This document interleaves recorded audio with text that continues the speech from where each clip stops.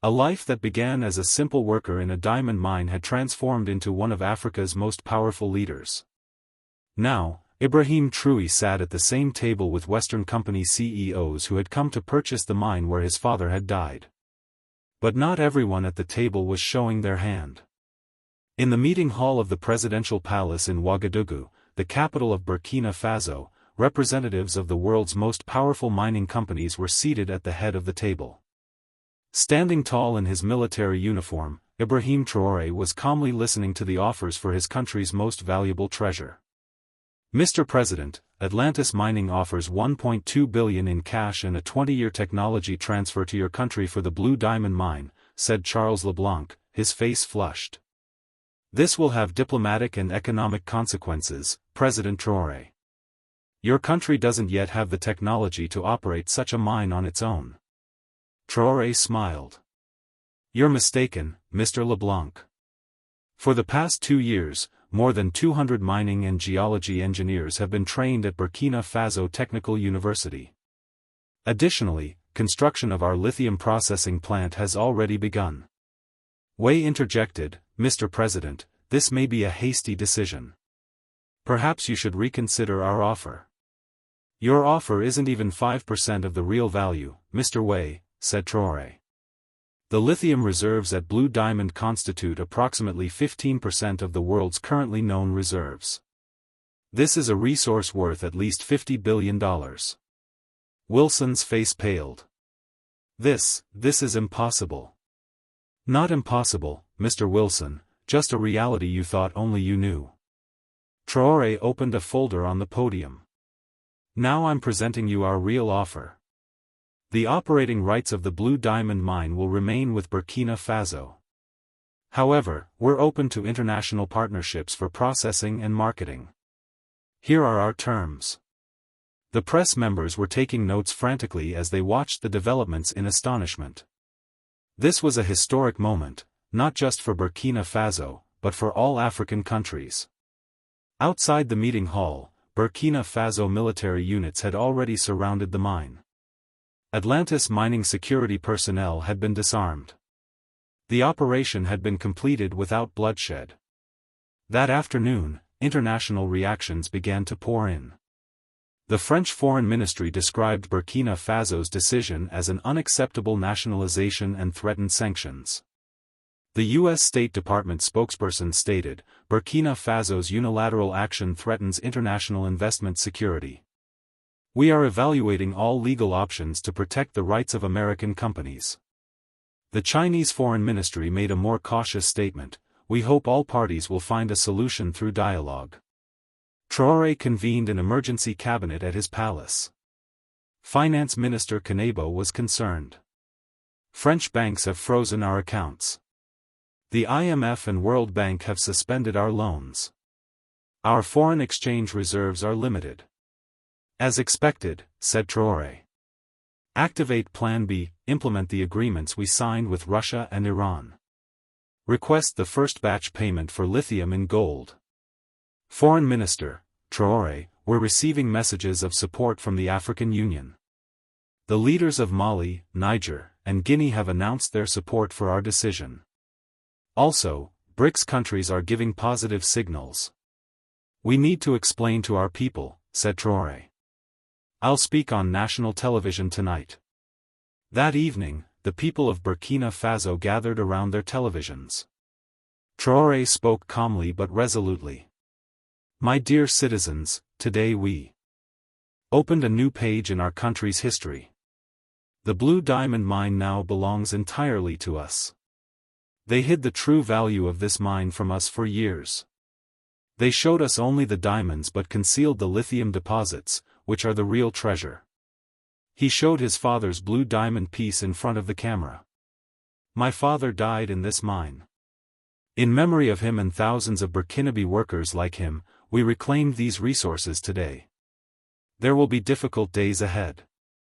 Western powers will put economic pressure on us. Prices may rise. There may be shortages of some products. But we will resist together, because freedom has a price, and we are ready to pay it. Following the speech, thousands began to gather in the streets of Ouagadougou. People were celebrating their country's bold move. Chants of Burkina Faso Hulka, Burkina Faso belongs to the people, rose. A week after the signing ceremony, international sanctions began in full force. Western banks cut ties with Burkina Faso. The IMF froze loan agreements. The French, American, and Chinese media labeled Traoré as radical and dangerous. Traoré gathered his team in his palace office. We were prepared. Now we move to phase 2. Economy Minister Dio looked worried. Mr. President, our dollar reserves are depleting. We're struggling to import. Our people might not be able to meet their basic needs. We expected this, said Traoré. That's why we've been implementing the Food Independence Program for the past 3 years. Our farmers can now meet 80% of our basic food needs. Defense Minister Urego, French intelligence has begun arming some opposition groups. There's movement in several regions in the north. We've strengthened our army and educated our people, said Traoré. If necessary, we'll defend every village, every neighborhood. The next day, Burkina Faso signed new trade agreements with Russia and Brazil. An independent consortium from China offered to build a lithium processing facility. Turkey offered to provide mining equipment.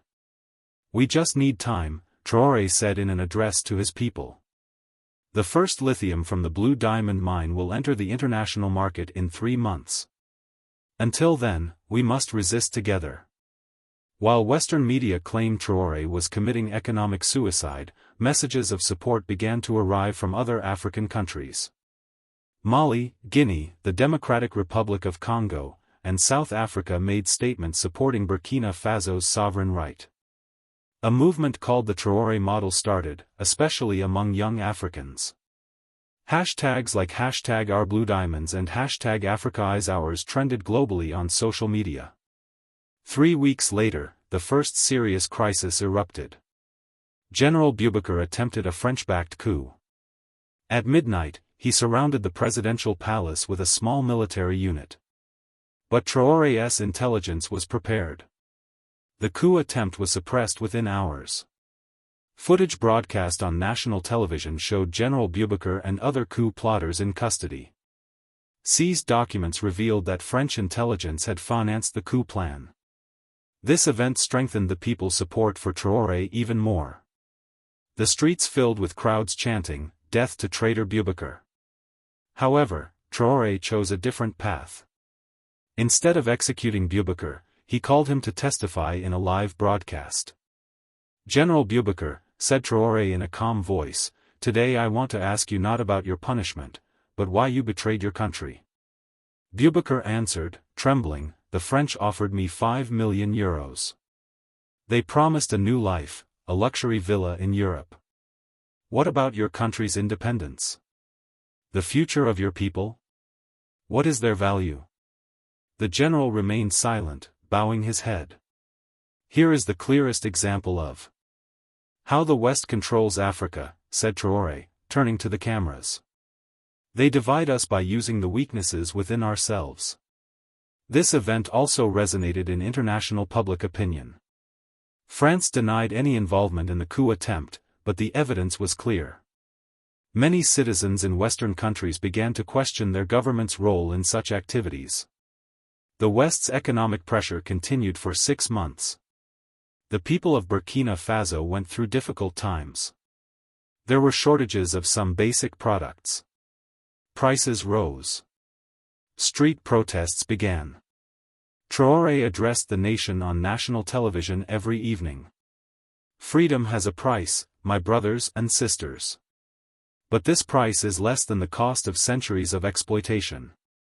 At the end of the 6th month, an unexpected development occurred in the world economy. Electric vehicle manufacturers began to experience serious problems in lithium supply. Prices rose rapidly. The lithium reserves of Blue Diamond were now more valuable than ever. Traoré held a meeting open to the international press.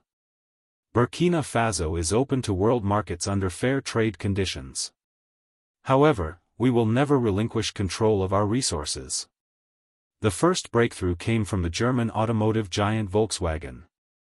The company signed a direct agreement with Burkina Faso, promising to establish a technical training center in the country in exchange for lithium supply. Other companies followed: Tesla, Ford, Toyota. Major automotive manufacturers had to sit at the table with Burkina Faso to overcome the lithium crisis.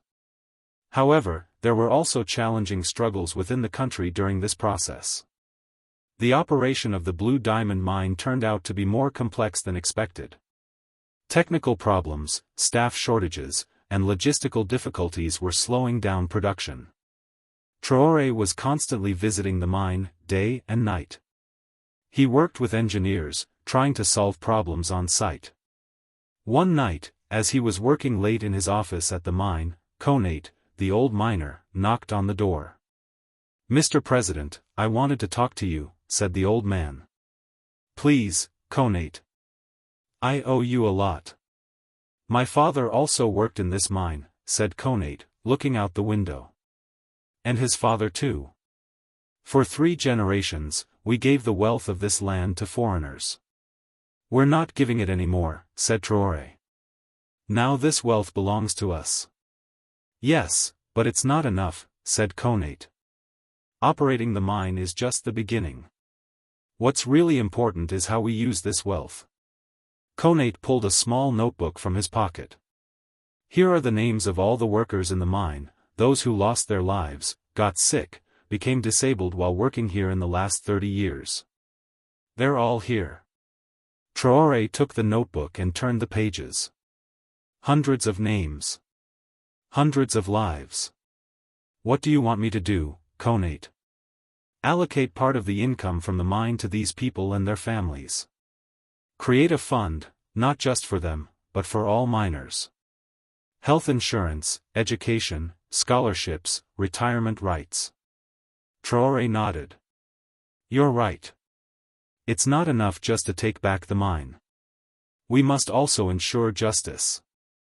The next day, Traoré convened the cabinet and gave instructions for the establishment of the Miners' Justice Fund.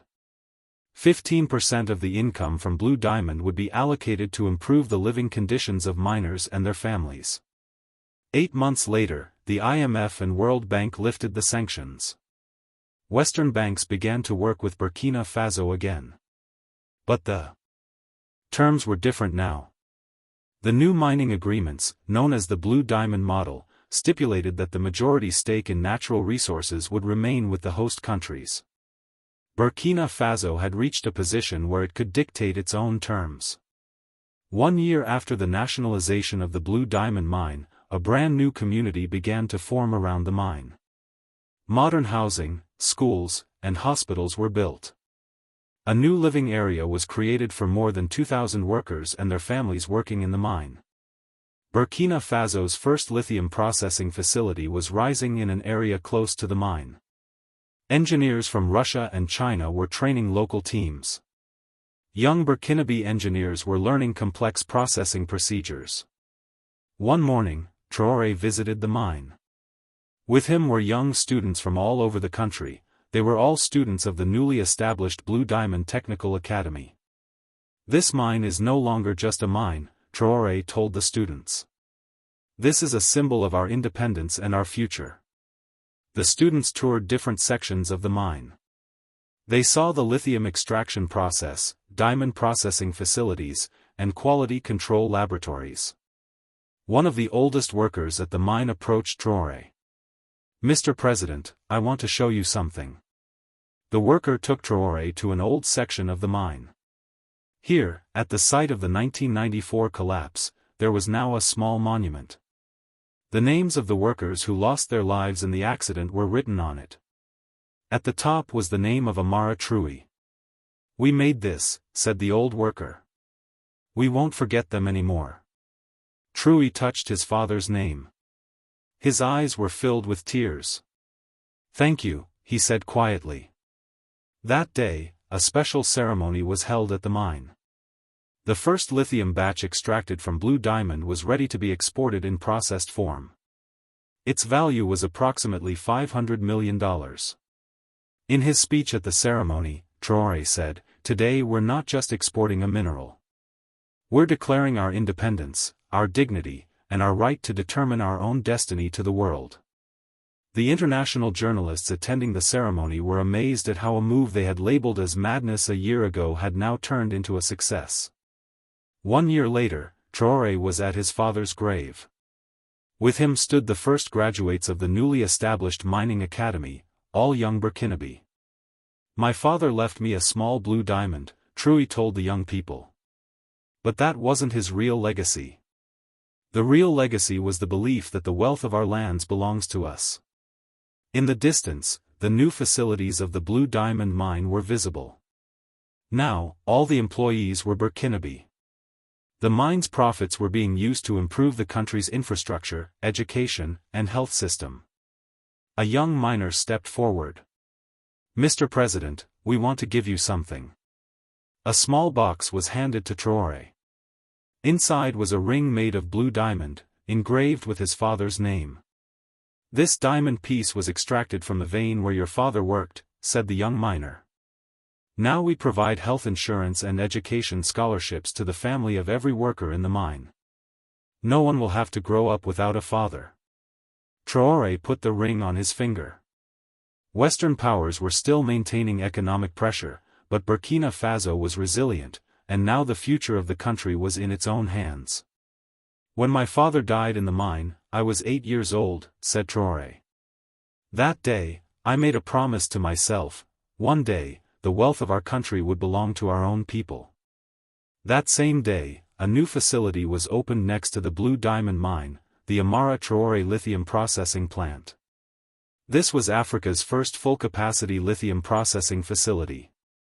Leaders from around the world were present at the opening ceremony. Burkina Faso had become a respected power in international relations. As Charles Leblanc watched the ceremony on television, a message came to his phone: Atlantis mining shares had lost 40% of their value. The company was on the brink of bankruptcy. 1 year after Traoré's move, Burkina Faso's story became an inspiration for other African countries. Within 2 years, 5 different countries made similar moves. This approach, known as the Traoré model, was seen as the beginning of a new era in international relations. Nigeria took back control of its oil reserves. The Democratic Republic of Congo reclaimed its cobalt mines. South Africa regained its platinum deposits. Traoré addressed other leaders at an African Union meeting: "Our natural resources have the power to change our destiny. But these resources bring real wealth only to countries that not only hold them in their soil but can process them and offer them to the world as value." Western powers tried different strategies against Africa's new economic independence movement. Military coups were supported in some countries, economic crises were fueled in others. But Burkina Faso's success had provided a roadmap for other nations. Traoré gave a speech in Geneva as a guest of the International Trade Union Confederation. "To change the unfair structure of the global economy, we must first ensure justice in our own countries. A miner working at Blue Diamond can now provide a healthy future for his children. This is the true meaning of fair sharing of wealth." Charles Leblanc was forced to resign from his company. In his last interview, he said, "Perhaps the era of dominating Africa's resources has ended." 5 years later, Traoré was invited to London to speak at an international mining conference. The same Western media that once labeled him radical and dangerous now described him as visionary and reformist. At the conference, his former rival Robert Wilson was also present. He had left his position as CEO of Liberty Resources and now worked as an independent consultant. "President Traoré," said Wilson, extending his hand, "it's an honor to meet you." Traoré smiled and shook his hand. "Mr. Wilson, we met 5 years ago, you'll remember." Wilson bowed his head. "Yes. But we didn't understand each other then. Now I see how right your approach was to managing Africa's resources. Thank you for showing this understanding, even if it's late," said Traoré. At the conference, Traoré gave a presentation titled "The Burkina Faso Model for Sustainable Mining." The mining company executives in the hall were eager to learn how a strategy they once saw as madness had succeeded. 5 years later, Burkina Faso had become unrecognizable. Modern buildings were rising in the capital, Ouagadougou, while schools, hospitals, and clean water systems were being built in rural areas. The country's gross national product had tripled. Child mortality rates had halved. The literacy rate had risen from 40% to 75%. The Blue Diamond Mine was no longer just a mine but an education and technology center. Every year, students from all over Africa were studying here. Traoré visited his father's grave again one morning. This time, he was alone. He took off the blue diamond ring from his finger and placed it on the tombstone. "Your mission is complete, father," he said. "Blue Diamond now belongs to our people. And not just Blue Diamond, all our mines, all our resources." That night, Traoré stood on the palace balcony, looking out at the city. The lights of Ouagadougou seemed brighter than ever. In his hand, he held the blue diamond piece left by his father. "Do you see, father?" he whispered. "We're building a country you couldn't even dream of." In the distance, the lights of the Blue Diamond Mine were shining. Now, these lights represented not wealth flowing outward, but power remaining within the country. For Traoré, this was just the beginning. Looking at the blue diamond piece, he remembered his father's words. "Son, real wealth is not in the land, but in the hearts of the people living on that land." And now, this wealth belonged to his people. The sharp-eyed French CEO spoke. "This figure is quite generous compared to similar mines." Traoré's face showed no change in expression. Lu, the Chinese official sitting at the other end of the table, took the floor. "Dragon Minerals offers $1.4 billion. Additionally, we pledged $200 million for training local workers." American businessman Robert Wilson interjected, "Liberty Resources proposes $1.5 billion and a 12% annual profit share from the mine's operations." With each offer, Traoré's economic advisor Kabor excitedly took notes. These offers could transform the country's economy. "Thank you, gentlemen," Traoré finally said. "But before I make a decision, I want to hear from you. Why do you want this mine so badly?" "Because you all know that Blue Diamond is not just a diamond mine." The atmosphere in the room suddenly tensed.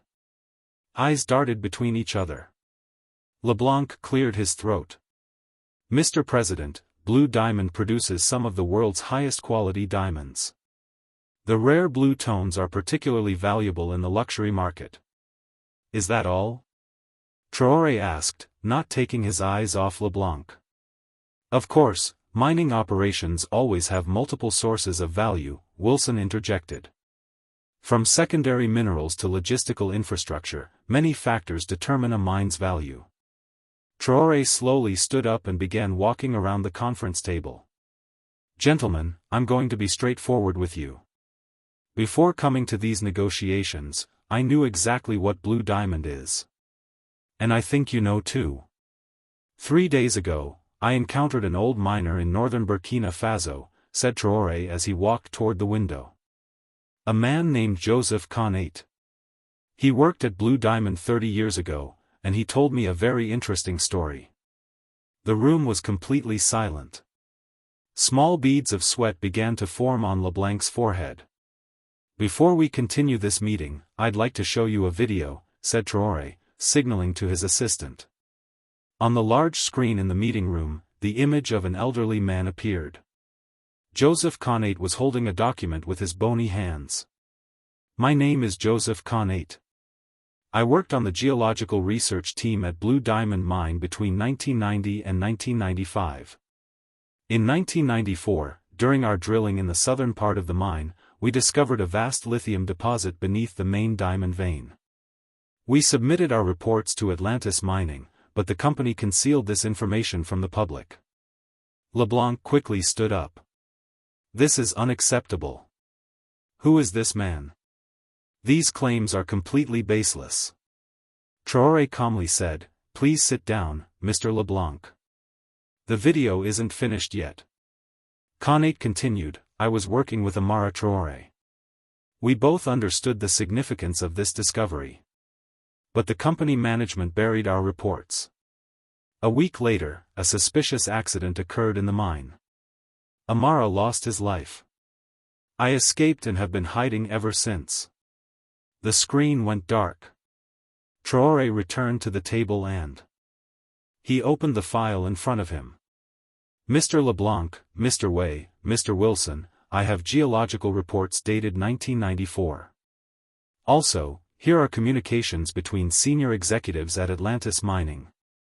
They all confirm Connate's claims. He spread a map from the file onto the table. As you can see, the real value of blue diamond doesn't come from diamonds. The lithium deposits underneath constitute approximately 15% of the world's known reserves. And today, in an era of electric vehicle revolution, this lithium is far more valuable than diamonds. The CEOs exchanged worried glances. Wilson cleared his throat. These kinds of geological assessments can be speculative. Extensive research is needed to verify the actual reserves. The research has already been done, Mr. Wilson, said Tro. By your companies. And you know the results. That evening, Tro stood alone on the palace balcony. In his hand was the only thing left from his father Amara Traoré from 30 years ago, a small matte blue diamond piece.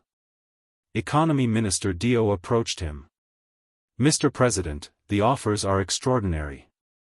This deal will enrich our country. Tro shook his head. My father was a simple worker at this mine, Dio. He lost his life during a collapse in 1994. All that was left to us was this small diamond piece, and great pain. The French company Atlantis continued to operate the mine without paying any compensation. Tro continued, but before my father died, he told me something. The real treasure of blue diamond is not the diamonds everyone knows about. Dio looked puzzled. What do you mean? In 1994, my father and Connate discovered the lithium deposits in the mine. They reported this information to company management, but the management covered up this discovery. Lithium wasn't as valuable then as it is today, but it was still an important resource. Lithium. This is incredible information. Yes. And today, it's the essential material for batteries needed in electric vehicles, the oil of the future. Tro held the small blue diamond piece up to the light. When my father was working in the mine, shortly before his death, he discovered a different vein. He reported it to his superiors, but they erased any record of this discovery. My father's death wasn't an accident, Dio. They silenced him. How do you know this? Because my father's colleague Connate is still alive. He's been hiding all these years. But last month, he contacted me and told me everything. He also gave me these. Tro pulled an old, worn notebook from the inside pocket of his jacket. My father's geological notes. He drew the first map of the lithium deposits in the mine. He understood how valuable they were. Dio looked at the notebook.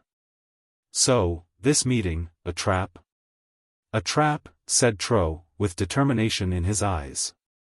A trap to see how long Western companies have known the truth, and how they're playing us. Tro went to the edge of the balcony and looked at the city. The lights of Ouagadougou were shining in the darkness of night. My father died when I was 8 years old, Dio. My mother had to raise me alone. Often we couldn't find bread to eat. We couldn't pay school fees. And all this time, foreign companies were stealing our country's wealth. Dio bowed his head. Burkina Faso's story was the common story of many African countries. But now we're going to end this situation, said Traoré, his voice strengthening with determination.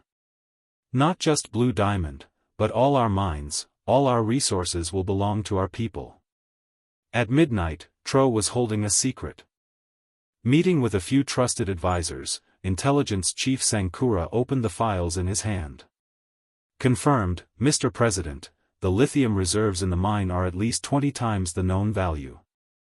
What about the companies making the offers? Asked Traoré. All three, Atlantis, Dragon, and Liberty, they have this information, but they didn't tell us. The intelligence chief opened a laptop and showed some emails on the screen. The CEO of French Atlantis, LeBlanc, said in an internal meeting 2 years ago, when we acquire Burkina Faso's lithium reserves, our company's value will multiply. We should start with the lowest possible offer because Africans don't know the true value. Traoré's jaw tightened. The others, Dragon Minerals, similarly reported to the Chinese government that the real value of blue diamond comes not from diamonds but from lithium reserves. Liberty described the mine as Africa's secret lithium treasure in a confidential presentation to Wall Street investors. Traoré stood up. Tomorrow is the final meeting, and we have a big surprise for them. Defense Minister Urego looked concerned. Mr. President, such a move could be dangerous. These companies have powerful states behind them, France, USA, China, all can impose economic and military sanctions. We're prepared, Jerry said resolutely. For the past 2 years, we've been working to establish alternative trade channels.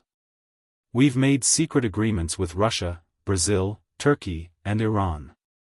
Additionally, we've already acquired the technology and equipment needed to set up the lithium processing facility.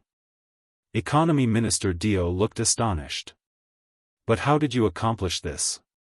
Because I've been preparing since my father's death, Dio. Preparing for this day.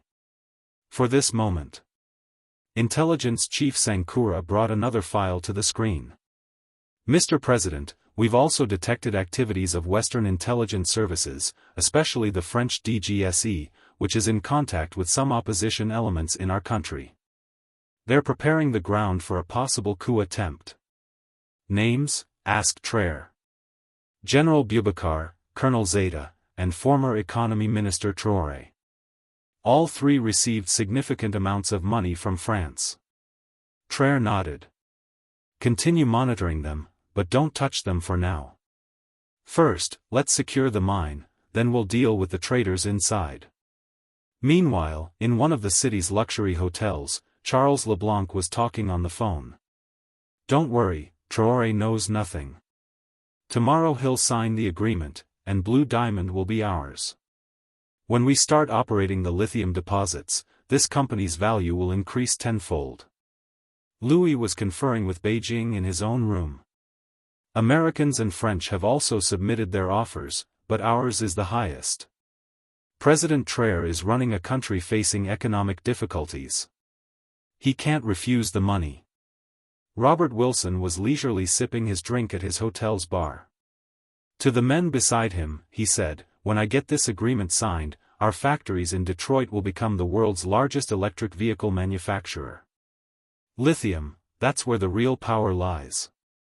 None of them knew that Traoré had already set his plan in motion. The next morning, preparations for the signing ceremony were complete. The international press was ready to record Burkina Faso's largest economic agreement.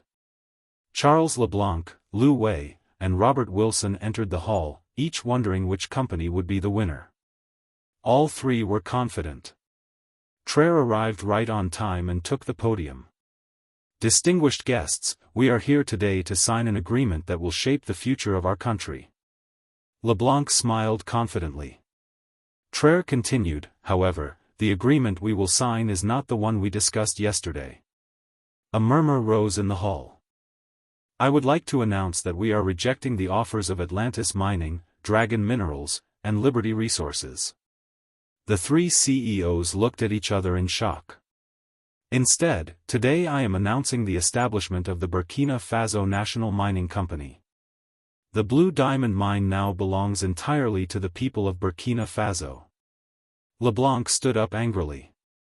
This is unacceptable. It's against international agreements. What's against agreements, said Traoré calmly. Is hiding the lithium deposits in the mine from us, trying to steal our country's natural resources while knowing the true value of the reserves? Traoré pressed a button, and the large screen in the hall displayed the company's secret communications, geological reports, and detailed maps of the lithium deposits. "The game is over, gentlemen,"